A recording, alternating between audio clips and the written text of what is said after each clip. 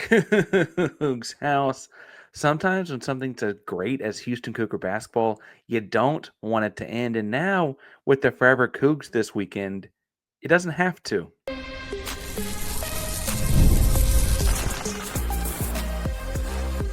You are Locked On Cougs, your daily podcast on the Houston Cougars, part of the Locked On Podcast Network, your team every day. Welcome to Locked On Cougs, daily podcast about your Houston Cougars. I'm your host, Houston-born teacher and coach Parker Ainsworth. And whether you're a Houston fan or just a hater came to step by, thank you for making Locked On Cougs your first listen of the day. Appreciate you making us first listen each and every day at the everydayer that you are here at Locked On Cougs.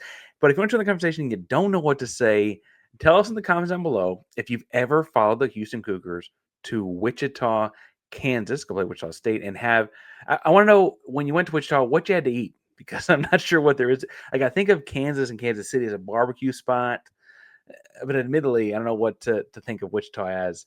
We'll ask our guest in a second, Matt McDonald, head coach of the Forever Coogs, what he would get to eat in Wichita, Kansas. Today's show is brought to you by Monarch Money. So if you're eating too much takeout like me, Monarch can help you keep control of those things. We got more on that fun later. Look, I want to talk some about the basketball tournament today. We're bringing on Matt McDonald, head coach of the Forever Coogs, in a second to talk about the process of getting that job and working with that team and who's on the roster and so on.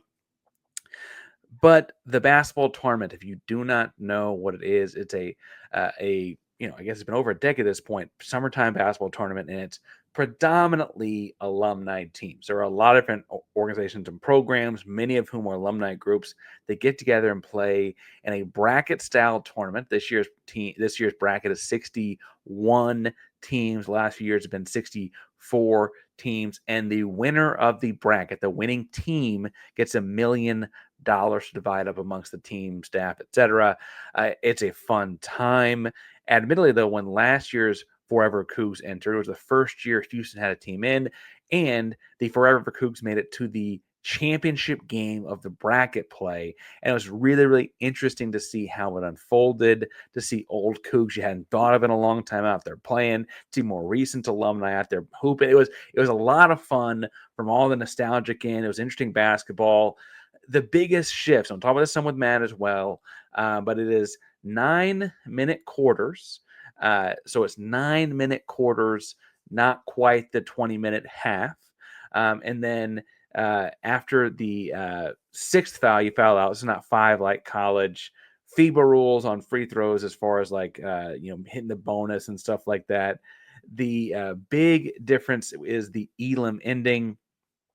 And the Elam Ending sets it apart in that at the end of the game, they go in and add a target score. So with that target score at the end of the game, they add I believe it's 7 points to the team leading at the end of the game, at the end of the clock. They'll add 7 points to their score and set a target. Now, both teams from then on are just playing to whoever gets that number first. So if it's 74 to 70, they add 7 to 74. We're playing to 81, whoever gets there first. So if there's a big gap, it might not take that long. If it's competitive and close, it could get competitive and close. The game will always end on a made basket or free throw as opposed to just running out the clock or whatever.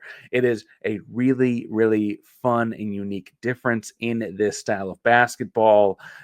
Matt will have some things to say about that as well, but it does create for a fun and interesting game. The Houston roster this year, Forever Coogs, features some familiar names: Juwan Roberts, Malik Wilson off of last year's team. It's got Galen Robinson, the Godfather, Rob Gray's involved in making the team, putting it together. But you also have a handful of names that have other ties to Houston and the culture that needed a program to play for as well. So we have all kinds of fun things to talk about with Matt, and I've alluded to bringing him in enough at this point. So we're going to go ahead and bring in one Matt McDonald. And we bring in Matt McDonald, the head coach of Forever Coogs, assistant coach with your Houston Cougars. Matt, as y'all head to Wichita, listen, in your time with Houston, we'll get into that in a second too, y'all frequented Wichita. You know the place fairly well, I feel like, at this point. So I got to ask, where's the best place to eat in Wichita, Kansas? Ooh, good question. There's a spot I like to go to, the GA. I would get it delivered. It was Hertz Donuts. Just late at night, great snack, good donuts. So every time I go to Wichita when I was a GA in that video, when we went in 22-23 season, got to go to Hertz Donuts. Hertz donut. I gotta say, going out and get the donut sounds like a very GA job. Awesome. So, Forever Coogs launching in the basketball tournament. For the folks that are new to the show or don't know, I'm going to quickly talk through. That is a large scale tournament of guys that are mostly organized by alumni of different universities and teams. Some teams play for a cause or other linking factors. The Forever Coogs team is the Houston alumni group primarily. We'll get to that in a second too.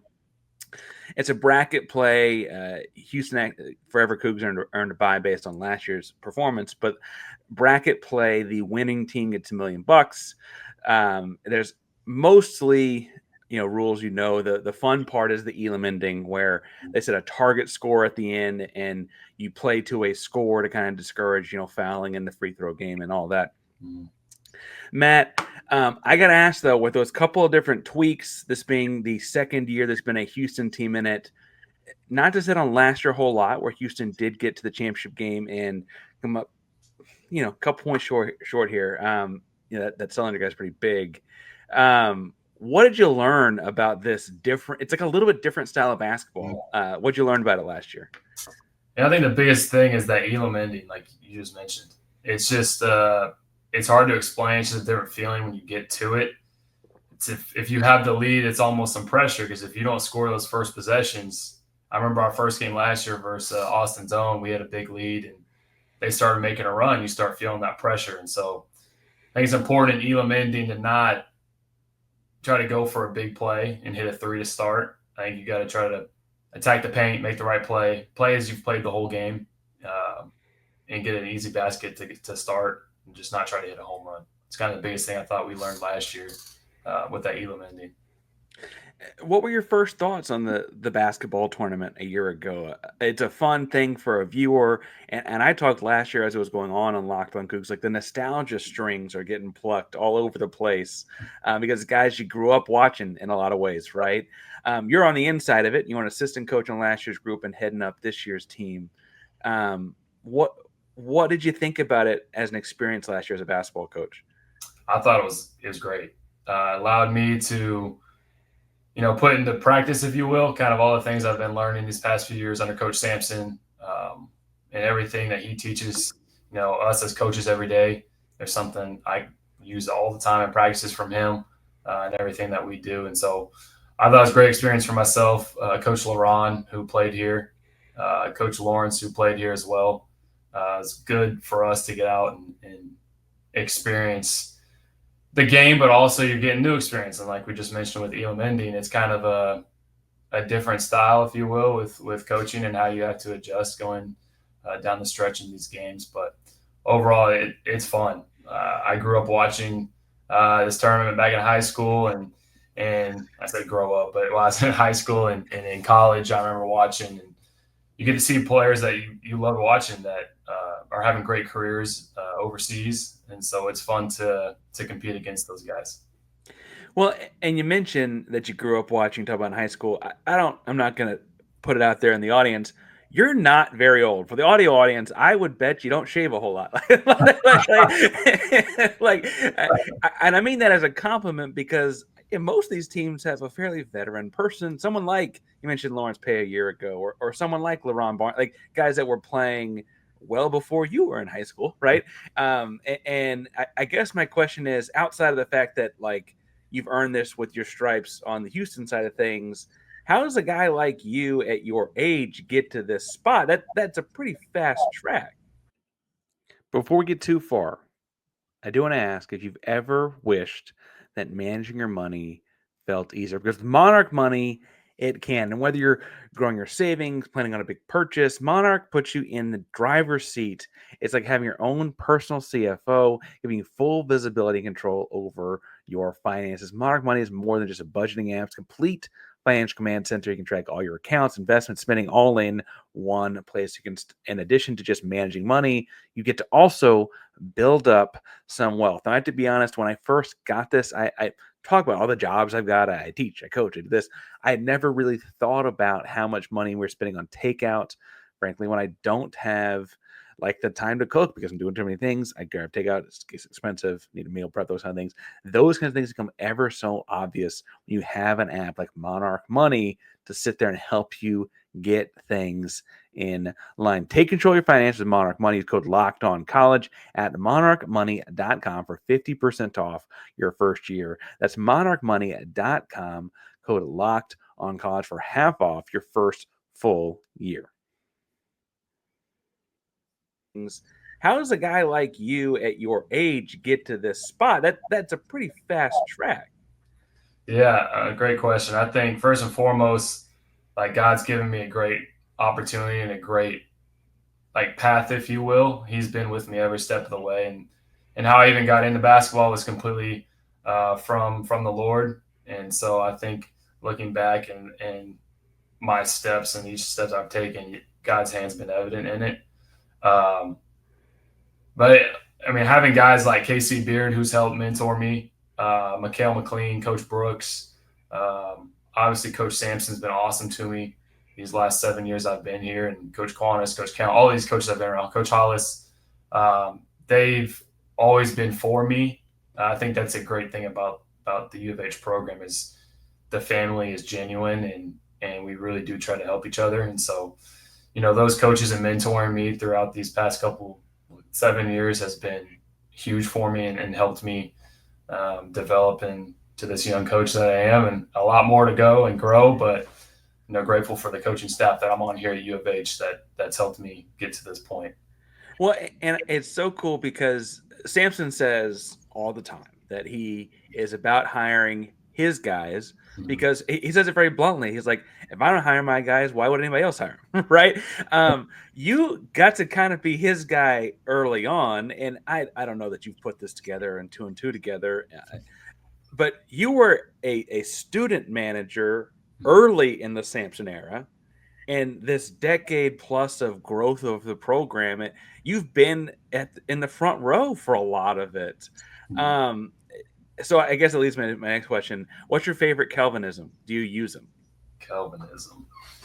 I mean, as a coach, my favorite is attitude and effort, because I think that's just is true for basketball. It's true for life. My favorite Calvinism. He's got so many. Oh, man.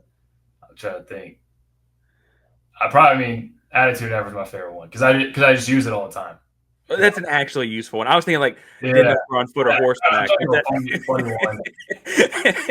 No, you went a much more genuine, actual useful. That's much more productive. I was thinking when he says people don't know if they're on foot or horseback when they walk, I'm like, how would you not know that? But one time he said something to the term, "Son, you couldn't guard the back door at the cannon."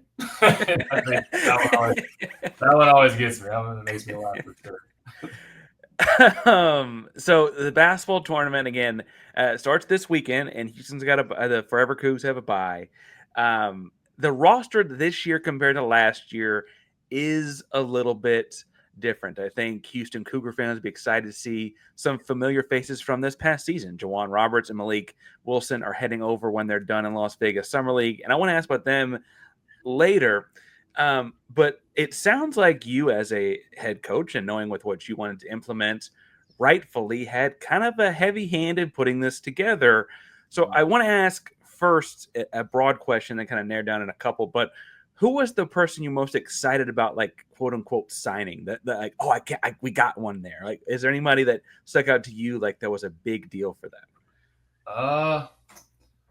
Honestly, I'm really excited about all of the guys that we signed. Specifically, we were looking for guys that fit our culture that naturally play super hard. And it's important to them to play hard every possession, that they're going to defend and that they're going to rebound. And so I think you see that in Tyrece Radford and the incredible game he had against us in the round of 32 last year. I think he had 27 and 15. And so he fits. Tevin Smith from Cleveland State was first team all conference, first team all defense, kind of do it all wing. Trey King, we played at Iowa State. Obviously, we've seen how hard Iowa State plays and the great program and culture that they have. And Nigel Pearson from Texas State, we've played back in, was that 1920 season? And he's over a 2,000 point college scorer. And so we've had connections to all these guys some sort of way. And so it just so happened to work out that they're playing for us this summer and are great fits for our team. So I'm interested in the connection between all these guys, but Tyrece Radford was on, I guess he would assume the wrong end. I would assume the correct end of one of the more memorable games of the last like 5 or 6 years of Houston Cougar basketball. You mentioned the round of 32, Radford went to A&M. That was the game that went to overtime, and Elvin's at the free throw line. And just chaos is break. Like Ramon Walker's out there on one leg, like literally on one leg, right? Like just crazy, crazy game. So, do y'all jab him about that one? Like, hey, we kind of got you. Like, how does he walk in the gym? He walks into Fertitta the first day. Okay, we're gonna have practice. Oh, hey, you remember the last? How does that work? It's funny. We actually brought that up today. Ryan walked in, and I was like, Tyrese, look, this guy's the one that ended y'all's game. And he's a good sport about it because we had already been talking about the game, so it fit. But, man, just a great game. He talks about, like, he loved it. Like, it's just – it was competitive. It was nasty. It was guys just going all out. And that's the kind of game he loves to play in. That's the kind of game we love to play in. So we had to reminisce a little bit about that actually today. Tyrece Radford, again, finished at A&M, is currently playing in Turkey, it looks like, on the official roster here. And asking about other non-Houston, because I think the Houston fan base will know the Houston guys by and large. We can talk about them some too. And I do want to talk about the challenges of having guys in this Vegas Summer League at the end. But Trey King, 6'7". I actually thought he was taller than that until I looked at the official height. Currently plays for Sioux Falls in the G League. Iowa State guy. Obviously, Iowa State in the 2 years Houston's been in the Big 12 has been the most comparable culture fit in those 2 seasons. What stuck out about Trey and his Iowa State background as far as adding him to the roster? Yeah, I think the thing I remember about him specifically is just how hard he played. I mean, like all their players, but how he was defensively, how he rebounds the ball. And then I remember him from Eastern Kentucky and how he could score it too. So he can do a lot of different things really well. And so the thing that I was looking for in recruiting this roster was effort, natural effort, and he's one of those guys that he's going to go all out for you. It'd be nice if he could go 3 for 3 like he did against us from 3 at home. You know, his 3 ball is got a lot better. And I think you got to see that this year in the G League. Now he's starting to get develop into that role of a 3-and-D type wing, and so I'm excited for him and see him play on Sunday. Speaking of Everett guys, small school. I say small school. It's not actually that small, but it's a small athletic program in terms of budget. But Derrick Griffin, TSU, across the street, was a double guy in college. 6'7". His college weight was 225. I don't know what his fighting weight is these days, but big, strong, aggressive. Talk to me a little about what his game looks like in 2025, because he finished up in college in 2017, and some of us hadn't seen him in a long time. Yeah, no, I think with what we were trying to add down low is someone who could really defend in the post against bigger posts, and he's a good low post defender.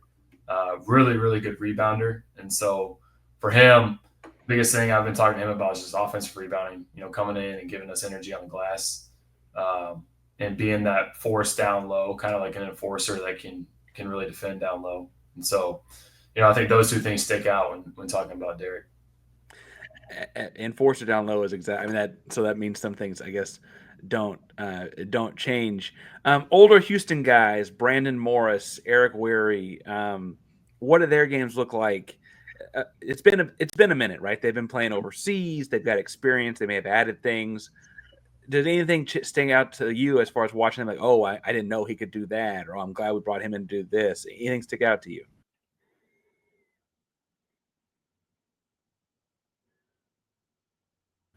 both of them are really good shooters.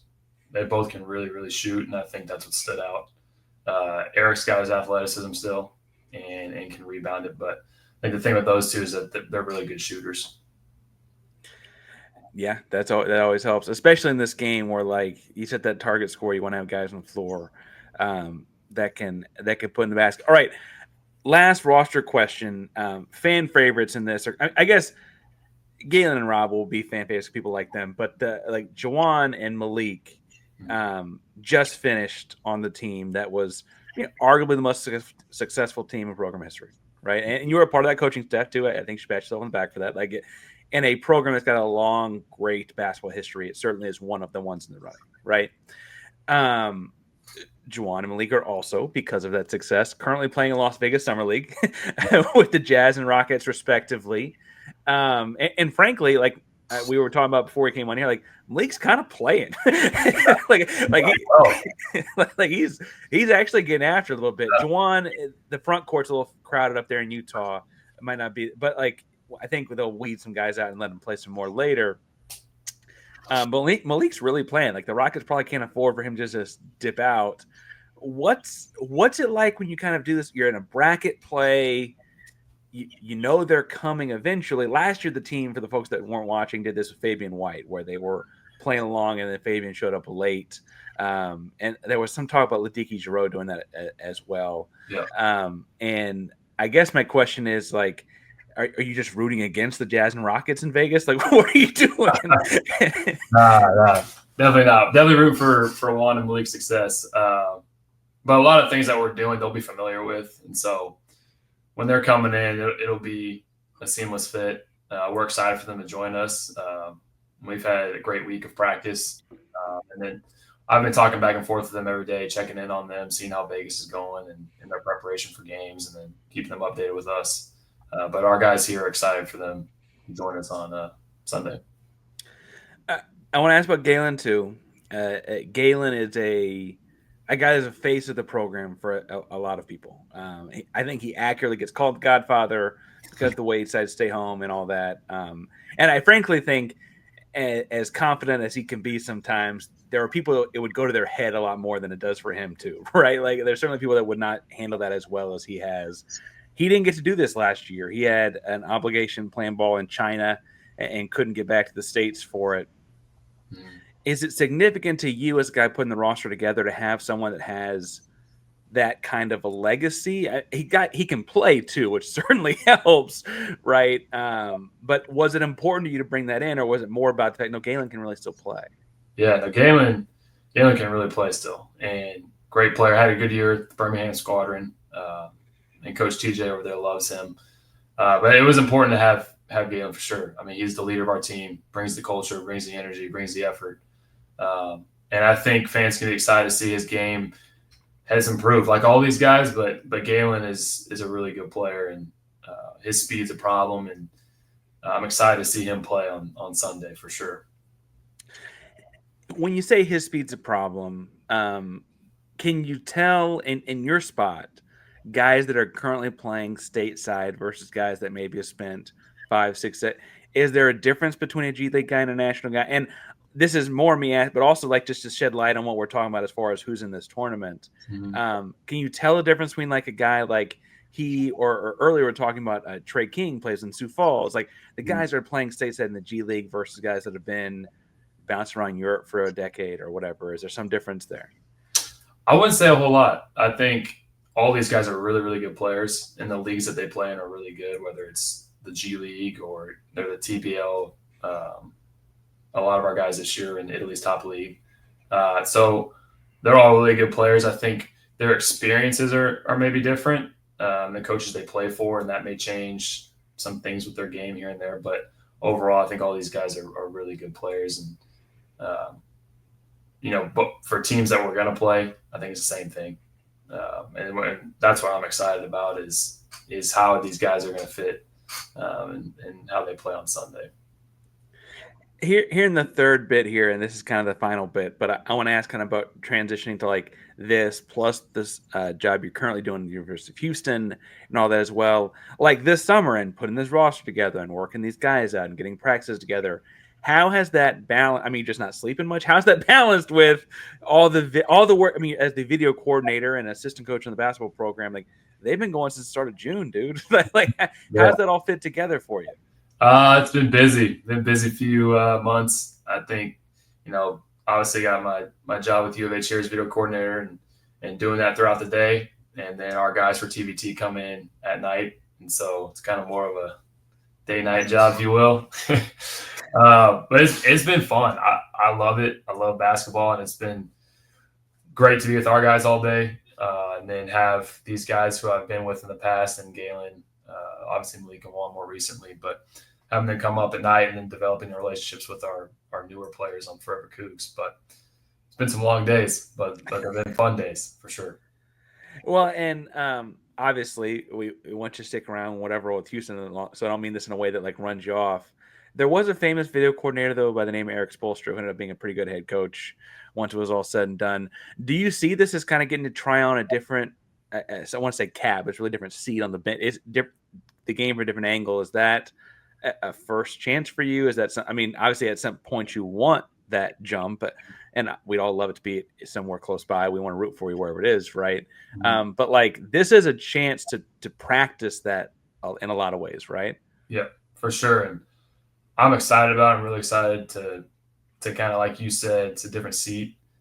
Your mind starts thinking differently as a head coach for sure. And Coach Sampson always talks about that. And so it's been cool to see just the different side of it, and how my mindset has had to shift, and the things that I've been thinking about constantly throughout the day of, okay, how can I help our guys be prepared for this situation or this situation, and making sure they're ready to go for Sunday. But it's a great experience. I'm grateful that I'm able to be in this position and that God's given me the opportunity, especially with these guys that mean a lot to me, just with the relationships I've had with them throughout these years.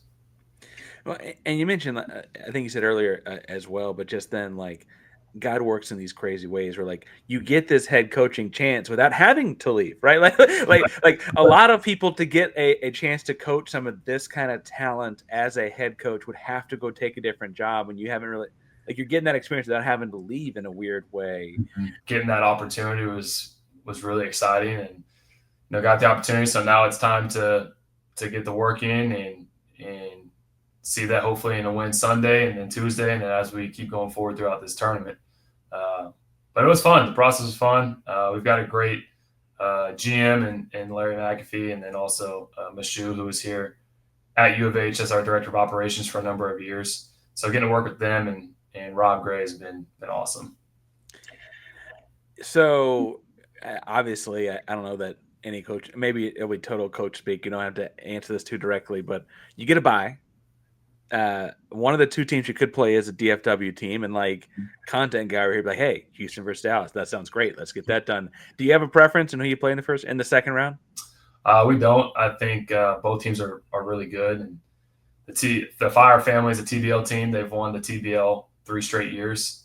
They've got a great team who's been together with a really good coach, and then you look at Run DFW with a great coach and Coach Hart from SMU with a really good roster.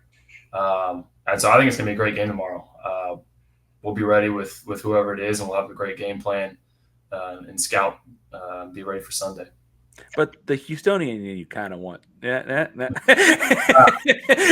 Comes our way. Fair enough. Right.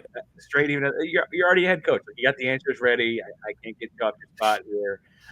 Matt, people be watching. So the first round is Friday and Saturday. So that means y'all play Sunday, correct? Sunday at 6:00 we'll be on Fox Sports 2. Fox Sports 2, 6:00 local time. And we don't know who the opponent is yet. We know it's one of two teams. They'll be playing Friday for the opportunity to play the Forever Coogs in the basketball tournament. So make sure you check it out again on Fox Sports 2 Sunday night. Last year, we followed this all the way through, got the championship game. It was a lot of fun to beat some of these big school alumni. Along the way, they beat a burnt orange team from Austin. That always helps, obviously. But thanks for stopping by and talking with us, man. I know you got a crazy busy summer going on with all, but thanks for talking to Locked On Cougs. We get ready to watch you on Sunday, man. For sure. Thank you, Parker. Appreciate it. Go Cougs. Go Cougs.